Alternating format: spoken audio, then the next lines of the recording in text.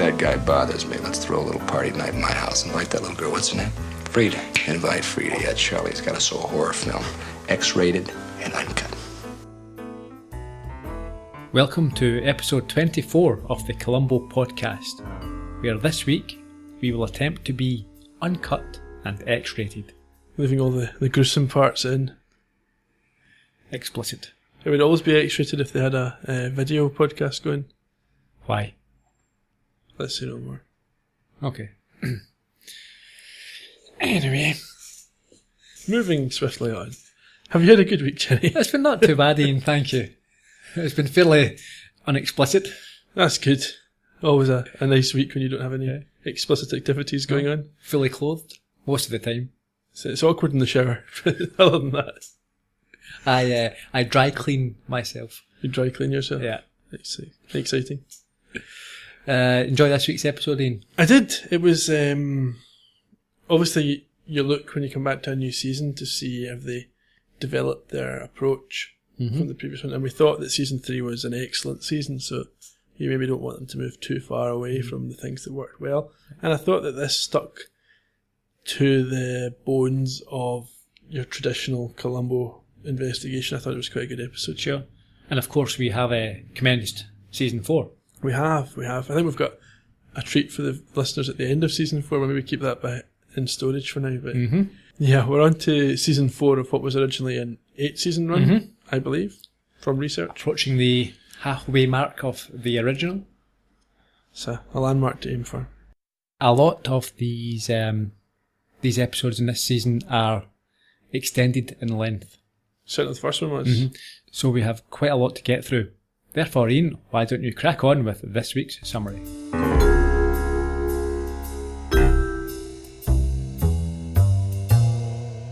An Exercise in Fatality is a classic Columbo case with a businessman, fearful of exposure for borderline practices, resorting to murder as a means to protect his empire and safeguard his future.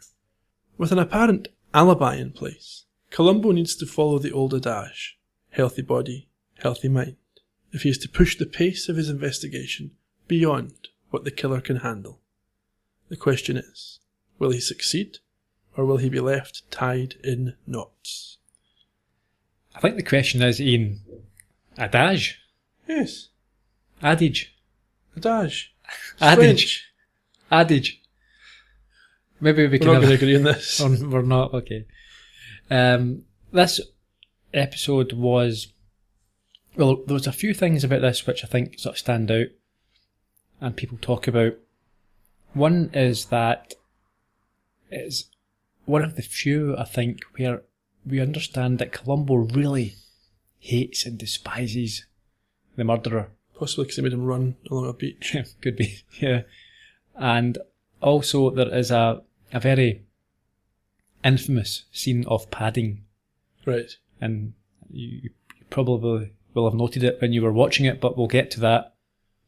We start off with a very jaunty Calypso-style theme, which espouses the benefits of Milo Janus's gym or health spa. I'm going to call it the gym through this episode. See, it's a use of language, isn't it? Yeah. For them, the gym was one of the rooms in the spa. Okay. But I would call a spa something with, heated pools and jacuzzis and clay face masks and stuff like that going massages. on. Yeah. Not that I've ever been able to visit one, but No. one year I'll get a gift voucher or something. That's fantastic. I've been to a few recently. I can imagine. Love it. Really? I can imagine, just like relaxing without worrying about anything. No phones. I actually had that thing where they put the cucumbers and what have you on your eyes and give you a face massage. That's really quite nice. Yeah. Yeah, good. I'll put it on my to-do list. Okay. We immediately see a secretary here with a recording device. Before that, okay, so a couple of things. We do. Just on that tune again, going back to that jaunty tune, we hear this quite a few times throughout the episode, and it did remind me a little bit of Swan Song. It did start to grate, and I'm thinking that every time we see it, this was the tune. It was obviously before the days where perhaps you would play pop music or dance music in the gym. So they had their jingle, which was constantly playing. That would drive you nuts. It did. It's not a jingle that I'm thinking of, but it reminded me a lot of the Globo gym in Dodgeball, the movie with Ben Stiller and Vince Vaughn. that they had their own little mantras being played over and over again while you're working out. Yeah. Yeah, you mentioned the secretary. And Yes. What I thought was, you see her on the typewriter, and you hear the typewriter being used. And that was a sort of a throwback to sort of season 1. Yeah, we where had it was in fact, at one point in season 1, I believe I said the typewriter was the soundtrack. soundtrack to Columbo, wasn't Yeah. it? Yeah. So it was a little, maybe an unintentional nod back to the origins. Yeah. Short Fuse, another one that opened with a bit of typewriters. But you're right, we see this secretary and we see her using a tape recorder. The phone goes and she records this call. Now, I think it is, tell me if I'm wrong here, this is the first time you've watched this episode, but did you think this was a surreptitious call recording? And by that I mean that she was doing it of her own accord, or else no one else in the office of the building was to know about it, because it became obvious later on that she wasn't really hiding it from Columbo, for example. Yeah, no, it wasn't apparent either way. I wasn't really thinking about that. I know that very quickly we get told, she's not to record the next call, so it's not a secret that she's doing by herself. Nor that I've thought it would be unusual for a secretary to be in a position to do that by herself. But let's go back to this call. So it's a guy at another gym. Yes. And it's actually another one of the Janus Milo Janus the Milo Janus franchises. Yes, it's a Mr. Castle. Yeah, Buddy Castle. He calls and asks to speak to Milo. Now, let's just explain. Milo Janus is the entrepreneur who runs this gym franchise. That's right. So It's his name is above the doors. And it's his name they're singing about in the jingle. A bit like Duncan Bannatyne might be in the UK nowadays. Yeah. Or Lloyd. David Lloyd, yeah. Yeah. Jessica is the secretary. And she tells him that he is on another line. And Buddy wants to call him back. There's something sort of critical and urgent that he needs to speak to him Yeah, about. well, she asks him, is it critical or urgent? And he says it's both. Yeah. We go to Milo Janus's main office, his private office. Yes, he is indeed on the other line. It wasn't just something that she said. Yep. He's on the phone to an Arnold, and Yes. he's negotiating hardball with Arnold over the price of a Milo Janus franchise. It's obvious that he's fairly successful, and this is he's got money and wealth. And leverage, yeah. And leverage, yeah. And Jessica lets him know that there's a call from Buddy.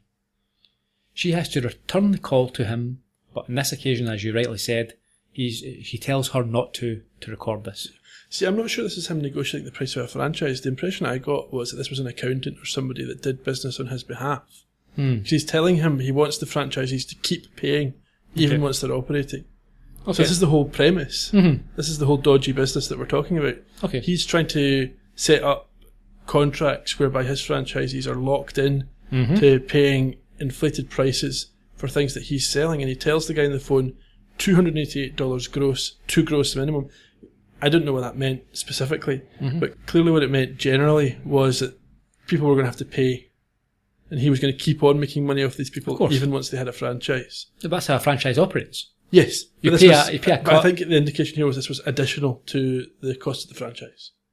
Well, that is what happens in a franchise. So when you get a franchise, you pay up front for a lump sum, and then you pay a percentage, perhaps 10 or 15% off all profits to maintain that. That is standard franchise practice. The impression I got was this was something further.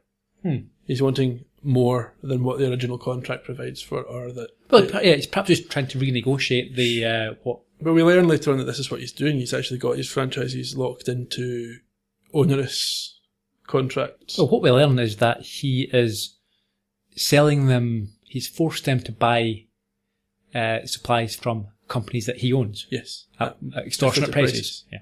Anyway, we'll get to that. He's talking about money going to his New York account.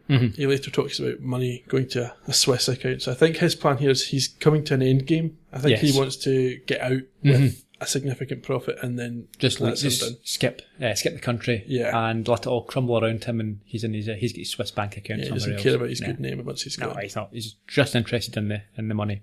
His secretary passes on the message from Mr. Castle once he comes off the phone. And we next go to the Chatsworth Spa. Well, this is the point though where he says to her not to record the call. So we understand that's something he doesn't want on record. Yeah. We go to this spa, Janus arrives and is greeted by clients, so they clearly know who he is. He's the name, the face of the organisation. And he's there to speak to Buddy. Yep. Castle. Yep. Who is worried. It's not clear what Buddy's role is here at this gym. I think Buddy Castle is just a business associate. He helps him to run this. That's true. This franchise operation. And there is a guy in the office, Buddy tells him, who has files all over the place. And it's a Gene Stafford. Yes, who turns out to be the franchisee for this gym. Yes. Janus says that he will talk to him alone and he will calm things down, sort things out. So he goes into the office. And Janus enters the office and his handshake is immediately refused by Gene, who calls him a thief. We have a clip which sums up the predicament. Yeah. Milo, you're a thief. Now, what kind of a greeting is that? Did your boy Castle tell you to come up here? I thought he would. I should have torn his head off. Calm down, Gene. Stress is bad for your blood pressure. There's nothing wrong with my blood pressure. It's my bank account that's worrying me. You got a nice rocket going, Milo. So smooth. Gene, why don't you please tell me what's bothering you?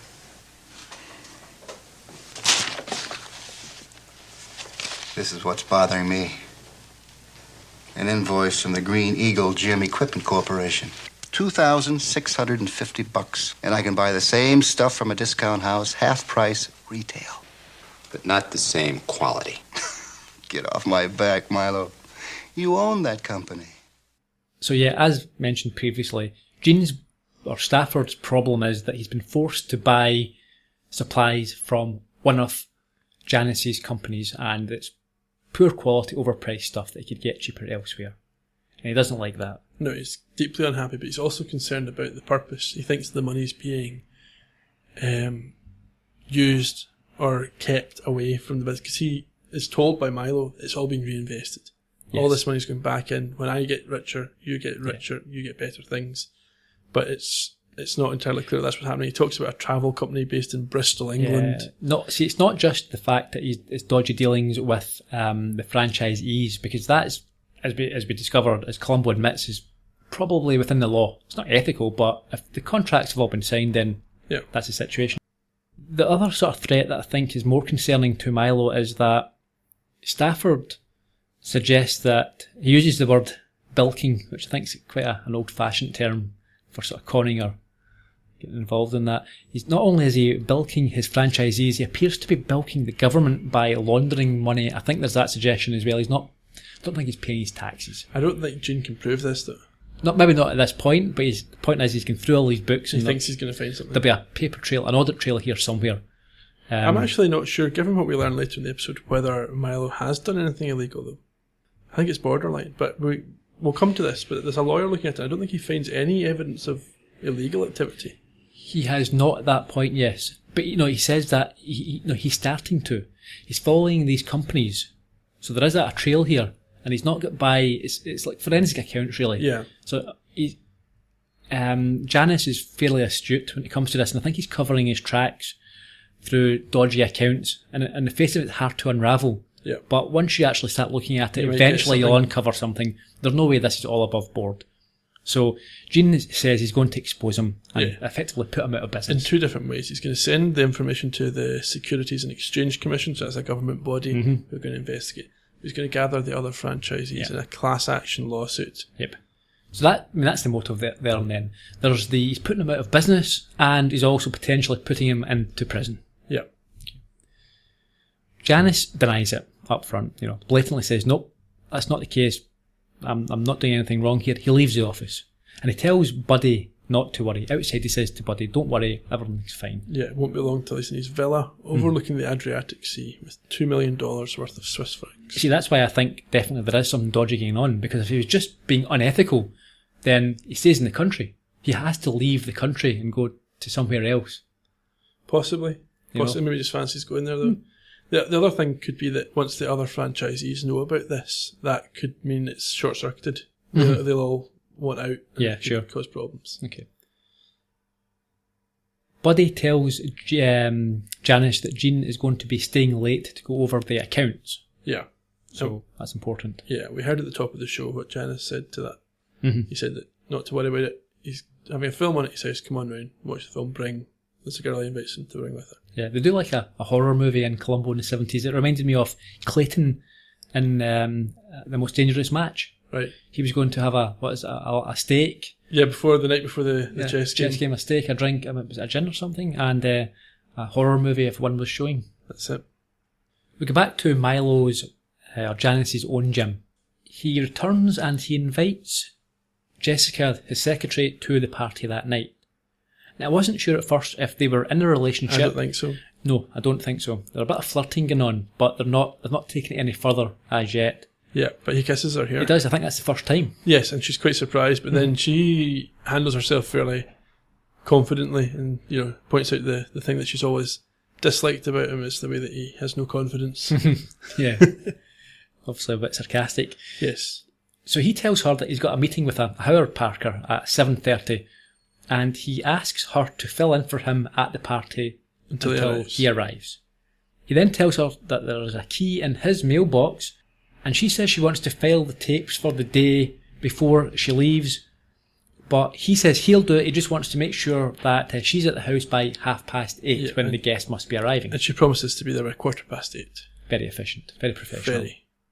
So she leaves. Jessica leaves, and then we see Janus. He cuts out part of the tape that's been recorded. I didn't know if he was cutting a call from Stafford out or what was happening here, but it was interesting that it's reel to reel. It's old style. We've obviously seen some cassette recorders in recent episodes, but they were going back to the older technology here. I think that for the reason for that would be the reel to reel would probably more capacity. Possibly. So all the calls you'd be getting on a daily basis, you wouldn't have a small tape wouldn't have been sufficient. Very, very possible. Milo Janus. Did you recognise him? No, but I did get the impression that parts of the episode were set up to showcase his physique. Yeah, I think he's was fairly well known for that. Robert Conrad, who played Milo Janus, born in 1935, most famous for his role in the Wild Wild West. That's interesting. So he was only 40 years old at this point, but the character's 53. Yes. Yeah, correct. But that's the whole point, isn't it? It was meant to be... he looks younger. He looks a lot younger. Yeah. So in the Wild Wild West TV show, he played alongside... The other star of the show was Ross Martin, who played Dale Kingston in... Season 1. Suitable for Framing. Yeah. Mm-hmm. He was also in Jingle All the Way.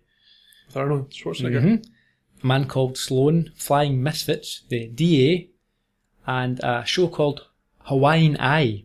I was wondering, that was set in Hawaii, about Private Eye. I wonder if that was some sort of precursor to Magnum PI. Who knows? He accepted going back to Wild Wild West. The movie in 1999 with Will Smith. Yes. Won numerous Razzies. Kevin Kline was Kevin Kline was. Numerous Razzies, it was dreadful. And Robert Conrad accepted 3 Razzies on behalf of it. Because of how poorly they had treated the source material. So he turned up because he also despised the remake of the movie. Right. You mentioned his sort of physique. He had 5 pro boxing fights. He won 4, drew 1. Not bad. I think very, very good. And he turned down the role of Hannibal in the A-Team, which went to George Peppard. First choice he was. Became iconic. Mm-hmm. So anyway, that was Robert Conrad. So we go to Janus's home, and this is before the party, and we see him perform some further editing at his desk, and it's on this piece of tape that's got the Gene Stafford call on it. Yeah, you hear him playing part of it back. Yep. And then we see him tamper with a phone in his living room. We don't really know what he's doing here. No, we find out later on, I think he's removing the light bulb from the light. So that the call doesn't show up as being active. So we then go to the Chatsworth gym. Janus enters with a master key to find Gene still at his desk. Gene's not happy to see him. He's not. He's surprised and unhappy, and he tells him that the evidence of grand larceny is all fitting together. Yeah, I think that's maybe an overstatement, but sure. Perhaps. Yeah. I think Gene's kind of playing confident here. I think he's got this, he thinks he's got him on the run, so he's being aggressive. And as Gene pours some coffee, Janus attacks him with a metal bar. Bad decision. Mm-hmm. And Janus is burned by the coffee, and we see Jean sort of escape and makes a run for it into the gym area. That's right.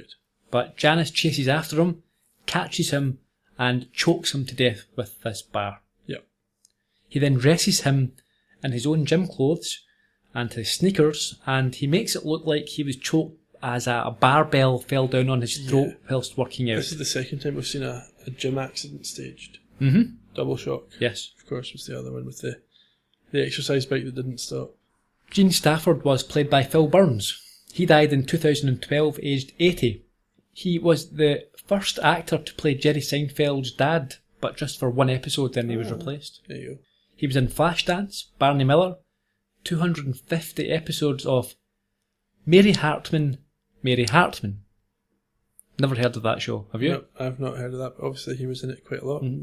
And he was also in the film, or the TV show, The Ghostbusters with Forrest Tucker and Larry Storch. We've met those before. Forrest Tucker played the victim in Blueprint for Murder, the Texan. Right. If you remember that. Yes. So we never saw him die, but yes. So we move on from the murder scene, and we go to Janus's house, and it's evening of the party. It's not made clear whether Janus has done anything about the paperwork that was lying out. We see him leave. That's a good point. We don't know what he's done about tidying up or sorting out. Or he must have just tidied it up. He certainly wouldn't have. He wouldn't have known what to take. He can't take all the files. Yeah. And he's assuming that it'll look like an accident. No one's going to be snooping at the files. Yeah. But yeah, good point. Janus, he joins the party, apologises for being late. He said he had a meeting with a potential franchisee and drove across town only for the guy not to show. And it does come to pass, but even watching this initially, you're thinking, it's a very poor alibi. It's very easy. That's the first thing that cops would do. So you have an alibi. Did you have an appointment? No. No, yeah. It's very, very easy to... And it's not just that. That it's... You can have a poor alibi just by simply saying that there was no one who saw you do something. I was at home alone. Yeah. But when you invent an alibi, which you can easily disprove... It's crazy. That sheds suspicion. That throws some suspicion on you. Why are you lying? Rather than just having no alibi. Yeah. He puts a movie on. It's a projector through his wall onto a screen. Yes, it's projected from his own sort of home office into this screen in the living room. Yeah. And at that same time, Janus makes a call on his second line. Well, interestingly, what he does is he calls from his first line to his second line, which Columbo didn't pick up on as strange. It seemed to be an odd one. They're different numbers. So yeah. You dial No, that wouldn't be odd. It's meant to look like an outside call. So why would the outside call come to the second line?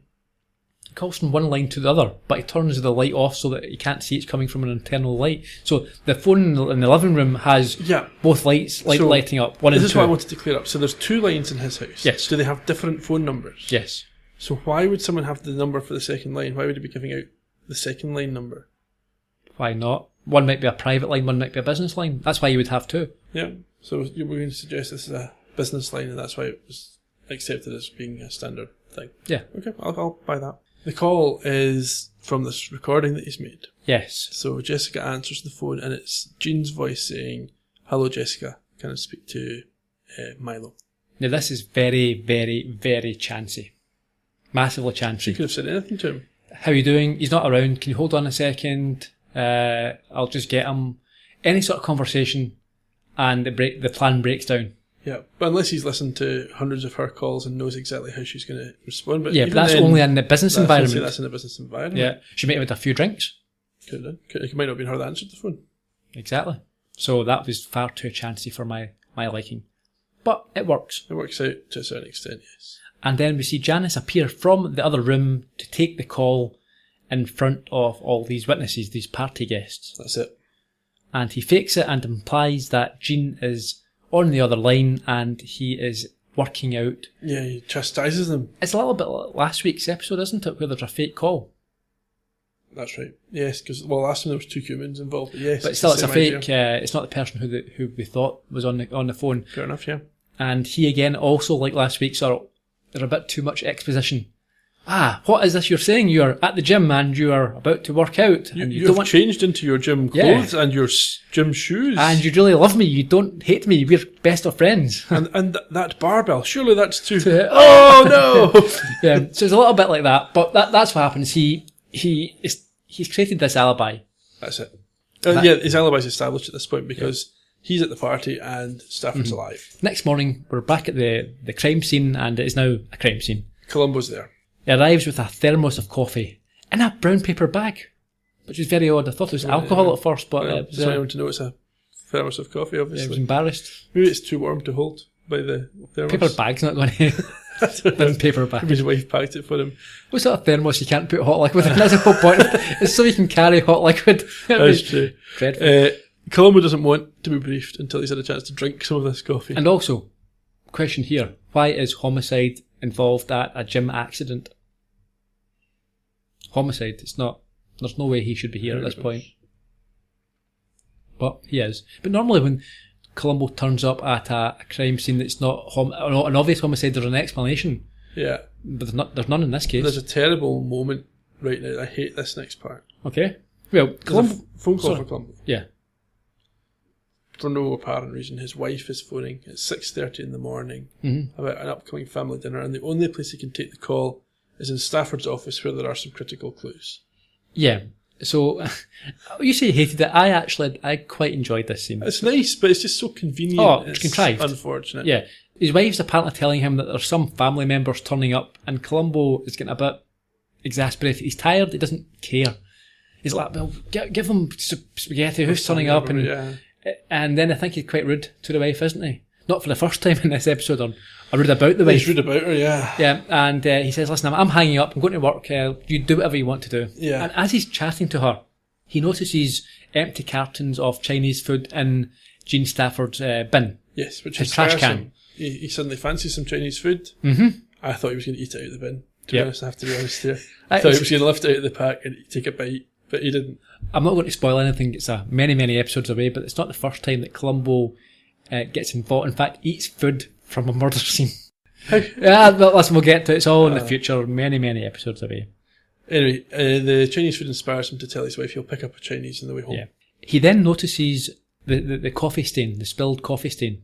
Yes. So that's a clue. But he's intrigued by the Chinese as well. Yeah, so we have two clues here. We've got the food, we've got the coffee. Food and drink is a big part of this, isn't it? Yeah. We then go to the gym area, and Columbo notices heel marks, scuff marks on the floor. And the janitor, Murphy, blames the cops. He says he just waxed it last night at 6 p.m. after closing, so therefore it must have been you guys this morning that have caused these marks. There's two things that amused me here. First of all, you've got Murphy. Literally 3 episodes after being a guy called Murph. And it's like, is this a tribute to somebody that they keep calling these characters Murphy or Murph? Duffy as well a few times. Yeah, perhaps it was a nod to someone in the cast or the crew. Yeah, it could have been. But the second thing was that the actor playing Murphy was so over-enthusiastic about this role. I liked it. he was going at it with gay abandon, I would say. He actually grew to look a little bit like Peter Falk. He was obviously bigger, but see if you actually search for the actor himself when he's older, he looks like a little bit like, he's bulkier, but he looks in the face like Peter Falk. There you go. Anyway, Columbo checks everyone's shoes, including that of the body. Yeah, and you realise it probably wasn't the police. No, they were all wearing black shoes. There was no brown shoes.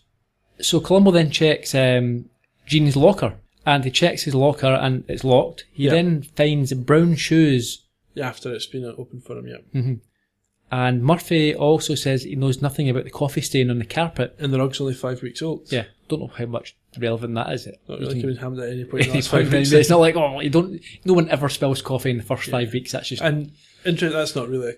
He doesn't make the connection. We find out the burn later and Columbo never mentions it again. Yeah, I think it's just a little bit of suspicion about pointing him in the right direction. We never hear him making that connection. Yeah, we do. Do we? Yes. He notices in his house, Janus's arm, and he says, the last time I done that, it was coffee. Alright, so you think that's Columbo pointing out that he knows? Mm-hmm. Doesn't prove anything, but it's focusing his investigation. Anyway, yes, there was no signs of forced entry, and they find the keys to the locker next to the body. The doctor gives an unofficial cause of death as windpipe crushed by a barbell. Yes. I could have done that. There's a barbell on his windpipe. There's a great conversation between the doctor and Columbo where the doctor's making a point. Yep. And one of the things he says was, could have been killed by the Chinese food, could have been poisoned. Maybe some local Tong had it in for him. Yeah. I researched the word Tong because I thought, is that racist? No, it's a gang. It's a Chinese gang, is it not? Tongs are... Urban Dictionary tells us. Oh, the fountain of all knowledge. Let's hear it then, yeah. Nowadays, the word Tong is used disparagingly for an Asian person who thinks they're some kind of a gangster but isn't. Yeah, but back then, it's a legitimate gang. Well, I'm thinking that, maybe it was used differently in the 70s than it's used nowadays. Well, you may or may not know, but round about my area, the Tongs were an infamous street gang. Right. In the 70s, certainly in this part of Glasgow. There you go. So they were a very vicious bunch. So I wonder if it's a phrase that's a word that's developed in its usage over the years. Sure. Anyway, it doesn't appear to be racist, so that's good. And the great bit after this is they all leave, including the doctor. Yeah. And Columbo tries to have a wee shot at the barbell. Yeah, he does, and he's not very successful. He can't lift it. But that's actually, it comes into play. It does. On. It's not just humorous. No. But yes, it does. The doctor, the medical examiner, was played by a Victor Izzy or Izzy, not sure how it's pronounced. He died in 2014, last year, aged 90. He was in Young Guns, The Waltons, 3 episodes of Columbo, Gunsmoke, The DA and Bonanza. His last role was in Star Trek New Voyages Phase 2. No, I don't think that's an official Star Trek thing. Is it not? I think that's a fan thing. I'm not 100% certain, don't shoot me if I'm wrong, but I think that might well be New Voyages, might well be a fan. You think? Well, you certainly know more about Star Trek than I do, Ian. Yeah, I'm going to place a sizable stake of my reputation on that one. Okay, I'm sure you're right. From the crime scene, we go to Janus's home. Yes. And we see Jessica answer the door to Columbo in a very small bikini. Well, it's just an average size bikini. Quite small. I didn't spend a huge amount of time looking at it. Me neither. Columbo seems embarrassed and is told that Janus is at the beach running. Yeah, I didn't get too much embarrassment from Columbo. He kind of maintains his professional veneer a bit better than he has done it sometimes in the past. Columbo only is inappropriate if you're dead. Right. So, dead female bodies he likes to eye up. Okay. Columbo asks how old Milo Janus is and is surprised to hear that he is 53. And as you rightly said, that in real life he was only 40 at the time. That's right. Janus then arrives. And Columbo tells Janus about how Janus has saved his marriage. He says, Mrs. Columbo was depressed and she overate. And then she'd done all of his exercises. And Jessica jumps in and says, and now she's thin. And what does Columbo say? He says, no, he wouldn't let her get too thin because he likes his women to be a certain shape. Yeah. But he says, there's a funny bit before that. He says, no, well, she was never what you would call thin. Yeah. But I think you took a bit of offence to the fact that Columbo says that he would never allow his it's wife... up to him. Well, if she wants to be thin, she can be thin as she likes. That's right. Precisely. Also, he says she was too busy to remember she was depressed. I'm not sure that's how depression works, to be honest. In the 70s, that's how it worked. You, if you could be distracted, get over it. Yeah. Look over there. You're not depressed anymore. Here, do some knitting. What have you got to be depressed about? Exactly. You're rich. You can't be depressed. Anyway, yes, I think this is not the first time that the show has failed to deal with mental health issues in a 21st century way. In fairness, it wasn't in the 21st century at the time. We so after that, we get Columbo.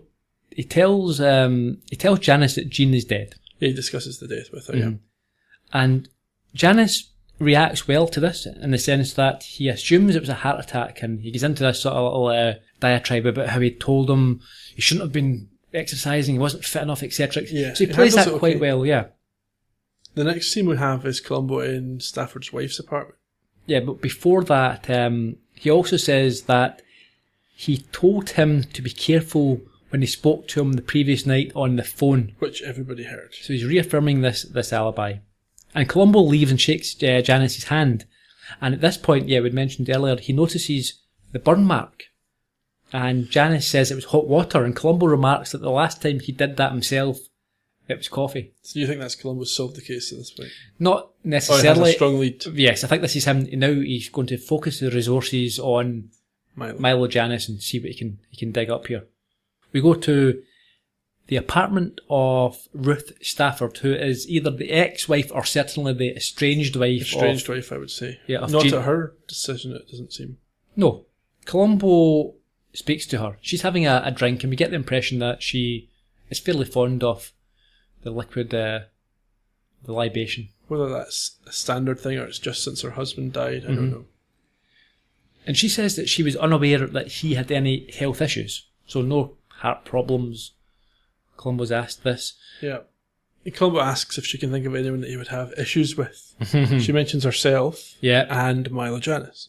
Yeah, and she also, because of this, she understands that she may be a suspect. So we have a clip. I was wondering, do you know of anybody that your husband had problems with? Personal problems or business problems? Yes. I mean, between Milo, Janus, and me, he didn't have anything but problems. And what kind of a problem did he have with Mr. Janus? Business. I mean, he was just very upset by the way business was going. And our lawyers were negotiating a property settlement. And when talk came up about the health spa, I understood Jean was going to sell it as quickly as possible. Why you ask me all this? Jean's death was accidental, wasn't it? Well, it certainly appears that way, yes, ma'am. Well, you don't think so, huh? Oh, I don't think anything at this point is too early. Well, if you're looking for a motive, I certainly had one. I gave Jean everything. He gave me nothing back. I should be bitter. I'm not. I loved him. And I don't have an alibi for last night. Well, I wasn't going to ask you anything like that, ma'am. Oh. Well, thank you very much. This is also the first scene where we hear the name of Louis Lacey. It is. He's not critical, but he's going to prove interesting later on. We'll get to him, yeah. So Columbo's ruled out, we think, Ruth as a potential murderer. He doesn't see her as a potential suspect.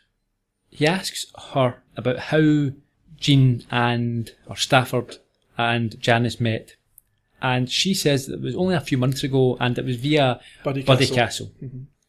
So I think that answers one of your questions before about the relationship. I think he's a fixer, a business associate.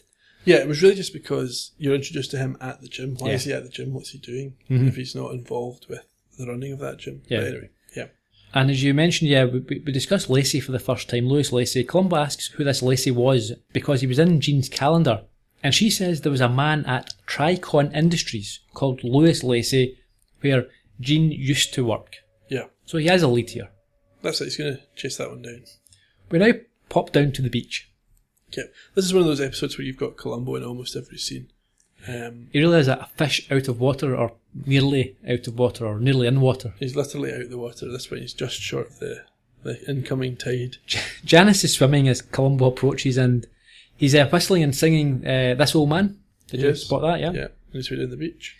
Janus exits the water and he's one of these annoying guys who, he's in great shape and he's a fitness fanatic, but he overdoes it. You know, it's like someone has been murdered, one of his business associates, and there's a detective here wanting to talk about him, and he's doing press-ups and all this sort of stuff and running. You know, stop. Showman, isn't he? Yeah, stop for 20 minutes. Sometimes with Columbo, I wouldn't say it annoys me, but Janus later in this scene tells Columbo that if he wants to question him, he can run along with him. Yes. If I'm Columbo, I'm saying, no, park your backside down here and talk to me. Yes. Stop moving. Eat some cake. Eat some cake, yeah. Be quiet. I've got questions. If you don't ask me, you'll be getting hauled into the station, sonny boy. That's it. That's what I'd be saying. Yeah. Okay. So, where are we? He runs off down the beach and Columbo has to chase after him. Yeah. But before that, Janus advises Columbo he should take up swimming. But Columbo says he doesn't even like a deep tub, which was, again, similar to a few weeks ago in Swan Song. He doesn't like how tall he is. How tall he is, yeah. I think it's not true. I think he's just kind of fobbing him off. He's not wanting to get into this conversation. Are you again calling Columbo a liar? Well, I don't even know. It might be he doesn't swim, but I just think this is his way of cutting short that line of conversation. Yep. But Columbo confirms with Janus that the autopsy showed strangulation from windpipe being crushed. Yeah, as expected. But he has a problem. He says Jean ordered Chinese around 7:30 and Columbo produces a book that Janus had written. Some sort of exercise, lifestyle, fitness guide. Yeah. Which advises that eating then exercising is not the done thing. Yeah, and I don't understand why Janus doesn't just fob him off with, well, Jean doesn't really follow the rules. Well, he does. overweight. He says Jean was the type who wanted to do things right away. So if he got an urge to exercise, he would do it, and then if he got an urge to eat, he would do it. He breaks the rules. He's a rebel, he's a maverick. Yeah, but for me, that's too much information in the way that he's answering that. Mm-hmm. It could just be done as simply as, well, I don't know. He didn't do it. It's not. I don't have to explain why he didn't do it. Mm-hmm. Columbo says he has a few more questions for him, and Janus, as I said, suggests that he asks them as he continues to work out. And he runs home, and we see Columbo arrive behind him, drenched in sweat, and looking in a very, very bad way. You don't understand why Columbo didn't just meet him at the house. Why didn't he just walk? Yeah, why is he chasing after him? Yeah, like I said before, I don't realise why Columbo says, no, you'll be staying here or you'll be answering my questions. Or we head downtown. That's it. He arrives and he says, he's out of shape, sir, no question. He's heart attack material, isn't he? He smokes, he eats a lot of chilli, doesn't exercise. I don't know if chili's bad for your heart. Yes. Chilli's not good food. It's very, very fatty, yeah. Very high in fat. Depends how lean the mince is. Yeah, but the sauce isn't good. You cover it in chilli sauce, it's not a healthy... Trust me, chilli is not... Did you think that was health food? Chilli? You have it with rice, that's quite healthy. Yeah, and crackers and cake and Dorito chip. Oh, Iain, really? Well, I like a bit of chilli. I love chilli. I have chilli probably once a fortnight at least, but it's not healthy. If I had chilli for lunch today. Thanks for that, Iain. Yeah. Milo reckons Columbo's cigars are going to kill him as well. He slips that in there. So this isn't a time when it's universally accepted that smoking's going to kill you. No. So as Janus works out on the speedball, Columbo asks him about Buddy Castle. Yeah. And Janus says that they go way back, and Columbo mentions Castle's record. And Janus admits that he knows about this fraud conviction, but he claims that Buddy was in fact the true victim, and he's just giving him a chance. Yeah. While he's having this conversation, Columbo's siding over to a flower bed to empty sand out of his shoe. I don't know why he didn't just put it in the grass. No, as if he's trying to surreptitiously, discreetly. Why, it's only sand. Yeah. Dump it. Janus says that he believes that Buddy is as innocent as he is. I think that's maybe a Columbo agrees. Statement. And we see him having trouble, as you say, putting his shoe back on. He's trouble with his shoelace. And that's a foreshadowing of something else that comes up later that we aren't really given enough information about. Janus then asks Columbo why he's here. He said it was just an accident, and Columbo says there are a few concerns.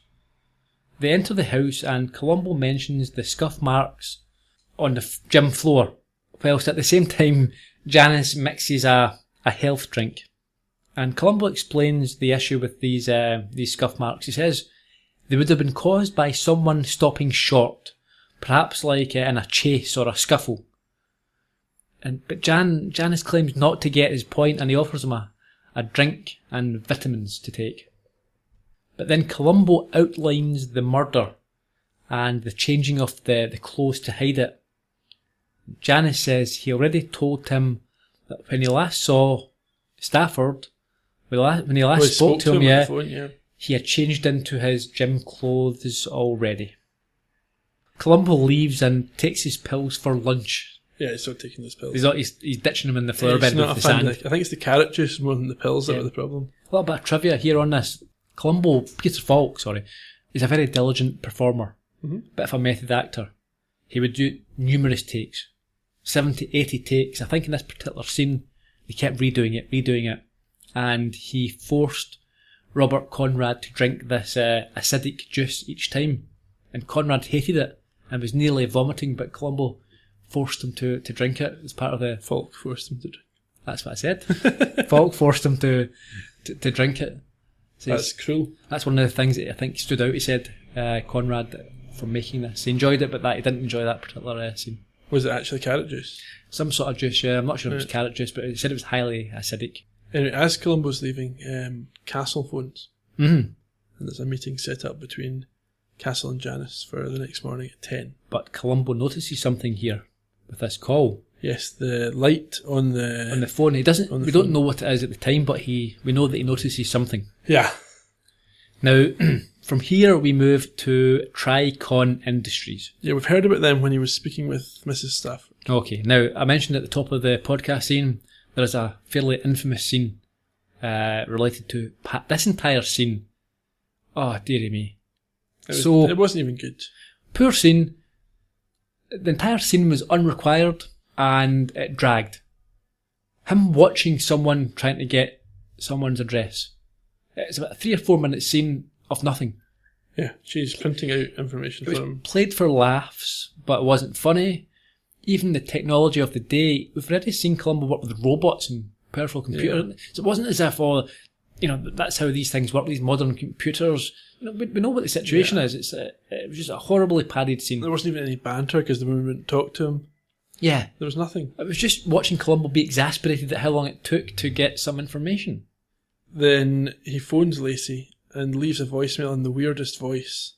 Yeah. I don't know if that was meant to be funny or... I think it was just that Columbo is unused to speaking into an answering machine. Yeah. So he was uncomfortable about talking to a... Yeah, and then you've got machine. silly music playing as he comes back to retrieve his cigar that he forgot. And Yeah, the security guard who forced him to put out his cigar was played by an Ed McCready. He died in 2002, aged 72. He was in 6 Columbo episodes. This was his first. Okay. And interestingly, they were all in the new Columbo. Apart from this one. Apart from this one. So the rest all took place in the 90s and beyond. He was also in Murder, She Wrote, Simon and Simon, Quincy, The Rockford Files, Gunsmoke, Mission Impossible, and he was in 5 episodes of the original Star Trek. Really? Mm-hmm. I think he was playing a bit character. If he had a red shirt on, he wouldn't have lasted long. No, do they always get killed when Yep. invasions and things like that? Yeah. Any circumstances, if you're in a red shirt, you're dead. Okay. So yeah, there we go. We continue with the Star Trek connection. It's quite telling at this point. There's a big connection. Mm-hmm. From Tricon, we go to Ruth Stafford's apartment again. One of the few scenes that doesn't have Columbo in it in this episode after his first appearance. I think there's only a couple. Okay. Louis Lacey arrives and he offers Ruth his sympathies and explains that he's been researching corporate accounts for Janus on Jean's behalf. He says that he's found nothing illegal as yet, but that there was a trail leading to foreign companies where Janus may have been funneling money. So it's this, he thinks that he's not made the final connection. No, but he's getting there, he's getting closer, and this is the motive. He does say he doesn't know if she wants him to continue the work. He doesn't appear to know that they're separated. Yeah. It's a bit... Well, maybe not, maybe he does, but she's still the next of kin, so it's up to... He's provided this work, he's a professional. He's taking the money. He wants to hand it over and say, well, here's what I found, I don't know. He may in fact have been paid for more work and he's wanting confirmation whether he should continue or not. So he needs the names of these other companies, but Ruth doesn't know them.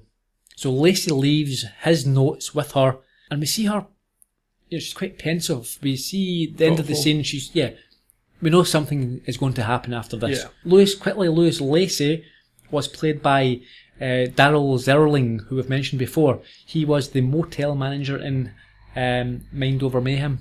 Oh yes, that got brought in at the end to give evidence. Yep. I remember. That was him. We go to outside the gym now. And Columbo's talking to Buddy Castle. Well, he's trying to talk to him. Yeah, he stops in his car. Buddy is very unhelpful. No time for Columbo. He is wearing stylish tartan trousers. Was he? He was. He explains where he was on the night of the murder or the death. Through the alibi. He admits he was a very small shareholder in the Milo Janus franchise, and he tells Columbo he doesn't know Louis Lacey, and then he leaves. Yeah, but we also learned that Columbo's talked to Lacey. Mm-hmm. And again, we talked about this last week. Why did we have the padded scene when we could have had Columbo talking to Lacey? Yeah, I agree. It's a weakness. Hmm. We move on to Milo Janus's office. This is the first time Columbo gets an idea about the recording of calls, which kind of fills in a gap. It does. Columbo arrives and is greeted by Jessica. She takes a call and Columbo notices that she records them. And she explains it's apparently it's for protection against lawsuits or some nonsense like that. But she also keeps a log as well of all of these calls, which is convenient for Columbo, I'd have thought. Yeah, I would say so. She receives another call, and this time it's from Ruth Stafford. And Jessica tells her that Janus is not in. He's at Jean's franchise. Yeah. Columbo then asks for that call to be played back, and he hears Mrs. Stafford being quite off with Jessica, demanding to know where Janus was, and Jessica confirms that she normally spoke with Jean, so she doesn't really know if Ruth sounded like that and spoke like that all of the time. I think Columbo says she sounded a little smashed. Smashed was the word he used. Mm-hmm. Columbo is about to leave, but we have a one more thing here. He asks her when she got to the party. She says around 8:15, and that Janus did not arrive until after 9, as he apparently went to see a prospective buyer. And when he arrived, he went into the study to start the film, and that was when Jean Stafford called. Yeah, and Columbo's delighted, I think, with this information, because it fits fills in the in whole plan. Mm-hmm. She confirms that it was definitely Stafford who called, and that he called her by her name. We have a clip here. Okay. Are you certain it was Mr. Stafford that was on the line? Yes. You're sure? I recognize his voice, Lieutenant. What did he say? Hello, Jessica. This is Jean Stafford. What was his attitude? How did he sound? Businesslike, as usual. Then I take it it's not unusual for you to be in Mr. Janus's house in the evening. Yes, Lieutenant. As a matter of fact, that was the first time I was ever there. What are you driving at? Well, nothing to do with you, ma'am. No, I was just wondering if Mr. Stafford was used to having you answer the phone in the office, why wasn't he surprised when you answered the phone in the house? And Columbo is able to figure out that it was line 2 that the call came in on when he speaks to Janus. Yes. To Jessica, yeah. She confirms that Janus has 2 lines in the house, and that the call came on the second one, 6902. That's it. She doesn't know at first, and then when he talks about the light bulb on the handset, it occurs to her, and that also helps it click for him. Yeah. They move to a restaurant with a fantastic name. What was it? Seafood Restaurant. Very original, or very creative. Very similar to, we were talking earlier about the non-branded use of terms. Mm-hmm. This is a similar one. The restaurant doesn't have a brand name or a family name, it's just Seafood Restaurant. The bottle of wine just said wine on it. So what we see is Ruth Stafford having a meeting over some food with Milo Janus. And Yes. this immediately got me thinking of, again, Lily Lysanka. Right. I'm thinking, is she going to blackmail him here? And is she End up therefore killed. going to end up... Yeah. We've had quite a lot of interesting restaurants through Columbo so far, because you had the one in the Dangerous Match. Mm-hmm. There was a little restaurant with the chess game. Yeah. You had the restaurant in Lovely But Lethal with Vivica Scott, which looked like didn't look like a restaurant, if you remember. It looked... Yeah. You had the one in Any Old Port. Mm-hmm. Where... Of course. Yeah. And also in Etude in Black, there was the restaurant scene where the women were having lunch. Yes. So, we see the pair have this meeting, and she refuses wine. She wants to keep a clear head. I think that says a lot about her intention, because we know that she does enjoy... Oh, and it just occurred to me as well, we missed out Chasen's restaurant. Yes, the chili Famous joint. chili restaurant, yeah. Sorry, anyway, So, Ruth accuses Janus of moving in on the spa, taking over it. Yeah, it's a bit of almost a business discussion.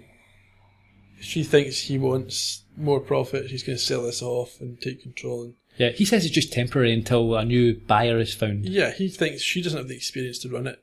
No. So he wants an experienced person. But in she there. threatens him here. So she says, I can learn.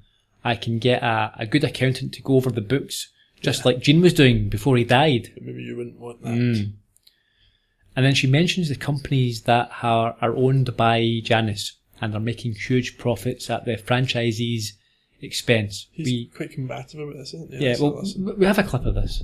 Let me ask you something about the MJ manufacturers. That broken down pill factory where you manufacture health food and then sell it for 6 times the cost. Now look, Ruth. Okay. I won't ask you about that. I'll ask you about the Green Eagle Manufacturers, where you manufacture Milo, Janus, gym equipment. Damn it, Ruth. I have to maintain quality. Profits. Profit. What do you do with all that money, Milo? Reinvest it in the franchises. When I grow, you grow. I don't think so. Jean didn't think so. What Jean thought, or what Jean could have proven, that's a different matter. After this, Milo seems to completely misjudge the situation. Yeah, before he makes a massive misjudgment, he makes a smaller one. He makes a threat to Ruth. He says that basically if she doesn't sort of play ball, the value of the spa, which I'd imagine is within her estate now, is going to decrease. That's it. And she doesn't take too kindly to that. No, not at all. And then he, as you say, he makes a massive misjudgment. What does he do? He suggests that they go back to his place. Almost like no woman can resist him, even one who's recently bereaved. Yeah, he really does love himself, doesn't he? Yeah. He is very conceited. Yeah, I think he fully expects that she will want to go back to his place. Yeah. It's crazy. Yeah, he's an odd little character. Yeah, she doesn't react in the way he anticipates. No. Ruth Stafford was played by Colin Wilcox Patton. She died in 2009, aged 74. She was in Jaws 2, Catch 22, Quincy, Gunsmoke, and a movie we mentioned last week, To Kill a Mockingbird. Right. Very famous film. Mm-hmm. Going to get more attention soon when the sequel book comes out. Really? Now, am I thinking, is that the one with Gregory Peck, the movie with Gregory Peck? Yes. Yes, about was it a rape trial? Yes, yes. Bradley. Yes. Scout. I've not watched it for about 10, I think I've only watched it once about 10, 15 years ago. It's worth watching. The book's good as well. Is it? There's some controversy over the sequel, whether Harper Lee has got the capacity to decide to publish. Okay. Yeah, when's it due out? Imminently. Okay. Anyway, he makes this move on her, and what does she do? She chucks the entire glass of wine all over his face. And leaves. And storms out, yeah. And he sort of dries himself off, and we see a waitress come over, and she giggles and sort of laughs as... he's not having that. He's not. He's like, what do you think you're looking at? We go back to the gym. To Stafford's gym. Yes. And Janus arrives, and Buddy shows him a little problem. It's brilliant. What is it? Columbo in his tracksuit, working out. He's signed up for a free trial. He's on the treadmill. He's strapped into this treadmill. He's got a belt round him and it's strapped in. It appears to be like a manual treadmill. It's not an electric one. No, the sweat again is pouring off him. Yeah. And he's got a few questions, but Janus tells him he's too busy. And he ignores him and goes into his own office. And Columbo follows him in. He's got a question about the barbell. It was £180. But Jean had never apparently lifted more than 150.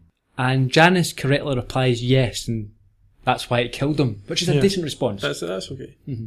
Columbo wants to know who could lift that kind of weight, and he's kind of hinting at Janus. He talks about his record for lifting like 250. Yeah, I mean 150, to be honest, isn't huge. So you'd expect in a gym that there several people would be lifting 80 kilograms. I'm sure I've eaten a pizza that weighs that much. So Columbo says, there's a few people who could press that much other than Janus himself. So again, this is him pointing the finger, nodding towards him. Yeah. And Janus understands that and doesn't like the implication. No, he's starting to get a little bit rattled. Mm-hmm. But Columbo says he was not accusing him. He just has these little problems. Like the shoelaces. Yes, they were still tied. Yeah, and, why would you be... Shoelaces are... in Columbo's mind, shoelaces are left untied if you take them off in a hurry. Yeah. Which is... It's a bit of an assumption. A bit ambiguous. Sometimes people take them off I never take the shoelaces untied on my shoe. Yeah. Them on. I suppose, again, it's not proof of anything, but it's just something... Yeah, it points him along the line. Mm-hmm.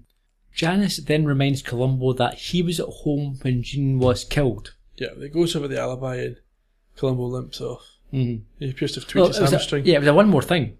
In fact, before the one more thing, he looks like he's tweaked his hamstring. There's one more things here. He says, where was Janus between 6 and 9? And he admits he went to a meeting, but the place was closed. Yes. Or that's what he says. So that's quite important. And then we see, as you rightly say, we see Columbo leave with a grunt and he clasps his hamstring as he does so. And then Janus follows him and leaves the office, but Columbo reappears and does another one more thing. Yes, Mrs. Stafford's been into LAPD. Yeah. I made a complaint to a bunco. Now, are you familiar with that term, bunco? No. It's an old term.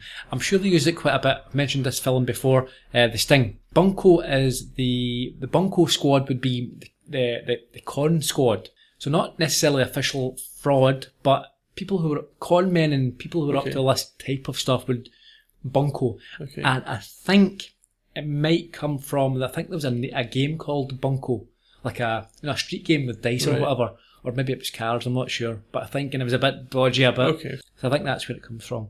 And Columbo admits that Janus has been acting, as far as they know at this point, within the law, but he can see how Ruth or Jean themselves would be unhappy with his business practice. I think this is where Columbo's now got a motive. Mm-hmm. And Janus is furious at this, and he tells him to make any further accusations that he has through his attorney. He's not happy at all. No. It was really fun and weird in this scene to see Columbo in a different outfit. Yes, it doesn't happen very it often. really is. It's weird, isn't it?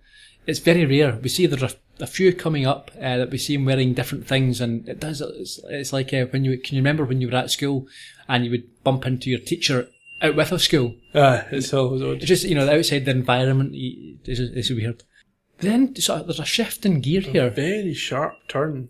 We weren't expecting this. I don't think it's not normal for within the Columbo universe. But we're in the hospital, and the doctor is telling Columbo that Ruth nearly died from a concoction of booze and pills. Now, there's three options here. She either tried to kill herself, somebody tried to kill her, or it was an accident. The least likely for a Columbo show is an accident. I think it was an overdose. You think she tried to kill herself? No, I'm not saying she definitely tried to, but I think that she was so distraught that she was probably taking too much. Well, the way she tells the story herself is she'd had more to drink than she realised. She took pills, again, more than she realised. But she wasn't trying to kill herself. Yeah, I think it's one of those things, it's maybe you're not admitting it to yourself. Possibly. So it's... But why would she want to kill herself? Because the husband that you yourself said earlier that she still loved, it wasn't her who broke off the marriage, we think, has just been murdered. And she suspects, she knows who's done it, but can't do anything about it. Or knows who's involved.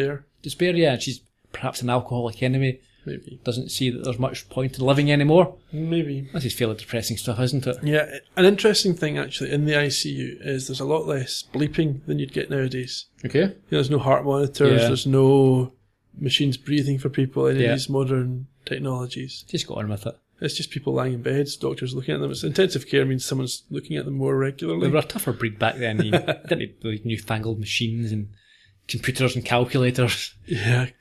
Columbo leaves that room anyway. Before that, Ruth tells Columbo that she told Janus that she knew he was cheating Jean. Right. That's very important. Okay. And then we have a fantastic, brilliant, amazing scene. I love this scene. It's a familiar scene if you've been watching season 2. Yeah, it's the only time since the second time we've seen Columbo utterly lose his rag. He's furious. He's absolutely furious.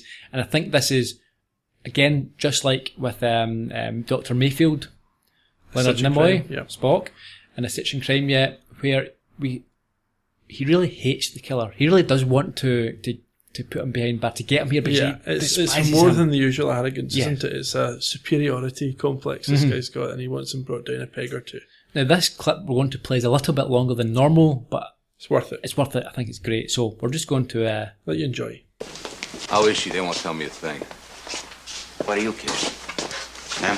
What's that supposed to mean? That magazine. You don't care whether she lives or dies. As a matter of fact, she's drinking because of you, because she thinks you're responsible for the death of her husband. You want to know something? So do I. I warned you in my office. Don't you mind? I checked your alibi for the time before you got to the house. It doesn't wash. First of all, I don't need an alibi. And secondly, I was at Parker Motors. You said they were closed when you got there. The fact is they've been open every night until 9 o'clock for the past month. Have they? That's right.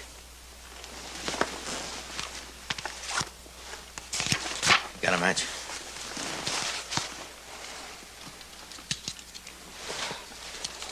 Your health program didn't last very long, did it? Long enough. You know something, Columbo? You're a devious man. That's what they tell me. I'm gonna tell you something. What I meant to say was that I drove out to Parker Motors, but when I got there, Parker's car was gone, so I assumed that he left for the day. And since my original statement to you was verbal, you must have misunderstood what I said. Now, if you claim otherwise, I'm gonna deny it. Is that clear? That's very clear. I don't care what you think. I don't care what you suspect. I don't care what visions you see when you look at your cigar ashes, because I'm innocent. I have an alibi for the time Gene Stafford died. Now, you can huff and puff on that rotten cigar until next July, and you'll never prove otherwise. I wouldn't count on that. Columbo, if you are smart, I won't be seeing you again. They don't hold back, do they? No, there's certainly some good exchanges going on in there. Some good shots landed. I mean, I'm glad that Columbo doesn't have that attitude all the time, because it wouldn't be Columbo if it was. It's not. Sure, but it makes it more powerful when he does do this. Using it sparingly is a very, as you say, it's a very powerful sort of, weapon in his armoury. As Columbo leaves, he notices a mother tying her son's shoes. Yeah, I guess a critical clue. Yeah, well, this is it. In fairness, you said before you didn't think there was enough mention made of the whole shoelace. This is the third clue. Well, we had the fact the shoes were still tied. Yep, and then we had tying his own shoelace. And then we had Columbo having the problem with his own knot in his shoe, so he's thinking maybe about I'm just shoes. not attentive enough. It does, to me, it came across like a Deus Ex Machina. You know, the last scene we're suddenly introduced with a resolution. No, in fairness, I think there was 3 lead-up nods to this. It's not clear what he's looking at with the child, though. No, it's not to us. No. Anyway, he goes to Milo Janus' office and he's ready to have his big reveal. Janus is in his own private office. Yeah. And there's a phone call. And he is stunned to hear the voice of Gene shouting at him. That's it. And he runs out to find that Columbo has been demoing how a dead man can make a phone call. Yeah. And Janus asks him what right he has to do this. And Columbo says, well, here's my right, and he produces a warrant. Nicely. I think he's not in for any niceties with this guy anymore. No messing around. He's taking no nonsense. He will not be sharing a port or a dessert wine with nothing like that. He's getting banged up, and that's the end of it. He's still fuming here, Columbo. So you can see that the rage is just bubbling under the surface. And he tells him that he's found the tape that had been spliced with the missing part. And then he goes into this drawn-out explanation of the shoelaces. Yeah, he explains how Janus set up the fake call and its purpose. And he says he gives him credit for the light bulb. That was smart, removing that.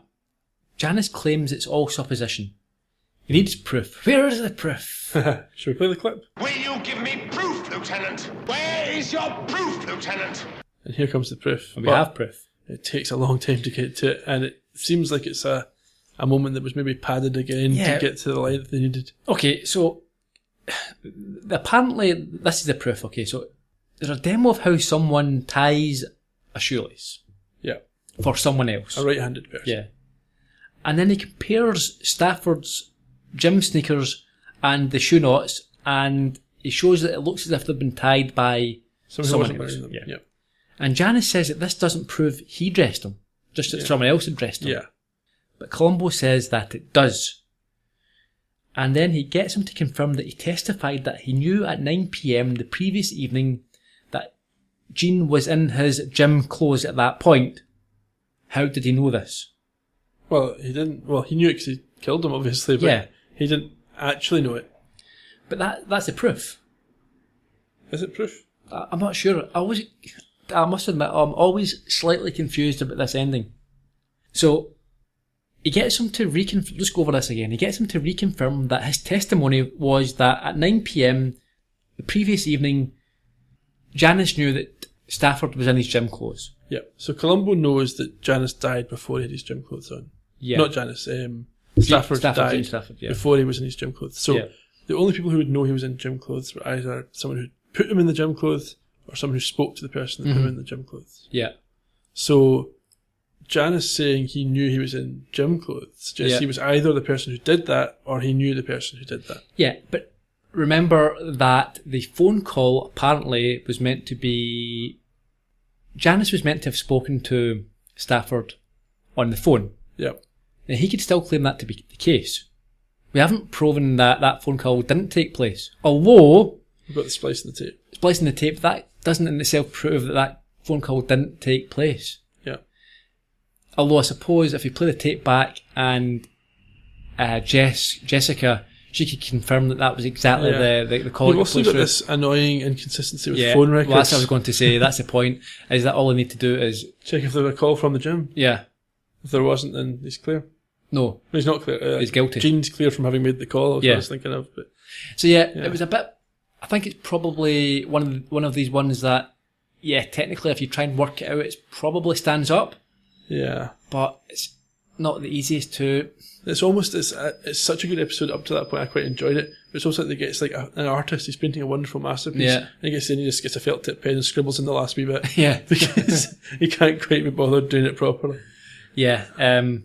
Or draws a rude appendage over the face just for the hell of it. Yeah. Yeah, he says that, so Columbo says that he tried to contrive the perfect alibi and it's the perfect alibi that's going to hang him. Yeah. And we have the I think credits. metaphorically rather than actually. Yeah. I mean, he could be actually hanged, I suppose, but If they chose that method, I'm not sure if that was a choice back then, of death. I don't know. You get your choice, can't you, between gas chamber or injection? Possibly, you wouldn't get hung. I'm pretty sure you wouldn't get hung. So, it was a clunky ending, I thought. But overall, an enjoyable episode. I liked this episode. Good performances. I thought Robert Conrad was suitably horrible. He played the part nicely. Yeah. Cold and calculating. The supporting performances were nice. Columbo was nice. A lot of padding. Yeah. Too much padding. Yeah. I would say there was various scenes where it just took too long to do certain things. Mm-hmm. The scene at Tricon was horrible. Okay. Can't say much more than that. No, It was fair enough. Anything you want to... Well, we can go over the method and the...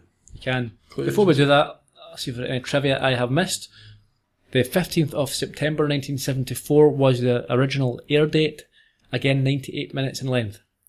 One of the longer ones. Bernard Kowalski was the director. This is his second of 4 Columbo episodes. We first met him on Death Lends a Hand. That's quite some time ago, though. As mentioned, Peter S. Fisher was the writer. Did we mention that this week or was that last week? We didn't mention it this week, or last week? Last week. A wee bit longer ago than that, wasn't it? No, last week he wrote, A Friend Indeed. Okay, so he's written both of these episodes. Mm-hmm. He's quite a prolific Columbo writer from sort of now on. I think he did one again not that long ago as well. Yeah, he did. Yeah. Okay. Guest stars Robert Conrad we've mentioned. Who we not mentioned here? Anyone? We've mentioned them all. We had Mike Lally and Mikey Golden. Yeah, we've talked about him extensively in the past. He's a true Columbo legend. Mm-hmm. So let's just get to the episode review then. So motive. It was to avoid the exposure and to allow his plan to be completed. Avoid the exposure, and avoid prison. That as well. Mm-hmm. Clues and suspicions. So I'll quickly get through these. Tell me if I missed any. Okay. The scuff marks, the Chinese food, the coffee stain and the burn. Okay. The phone bulb, Jean speaking to Jess at Janus's house, the non-meeting alibi, and the shoelaces. Okay, I think you've pretty much covered it. Okay. So I think they were all fine. Nothing in themselves that were huge amount of proof, but ties all together. And then, as we discussed, the sort of gotcha. This recording and how he knew what he was wearing at the time. I think I think he's going to be caught here because I think there's information that only the killer could have that he has shown to have himself. Well, let's not make a decision. We've got till the end of this series we'll come back to the end of this series. Come back to, in the face of it, it doesn't look good for him. It doesn't look particularly great for him. He's not exactly likeable either, which it's horrible. Makes it harder for you to give him any sympathy. Yeah. No, he's getting hung. Or hanged. Next week we have negative reaction. Negative reaction. Mm-hmm. So I think that just leaves us to say thank you to everyone who has been listening and downloading. Yep, and please keep up with the iTunes reviews. Been a good week. We're looking forward to that every week because it helps a lot with the show. So Ian, I think that's us for this week. Yep, I think that's us. Done. See you all next week. Cheerio.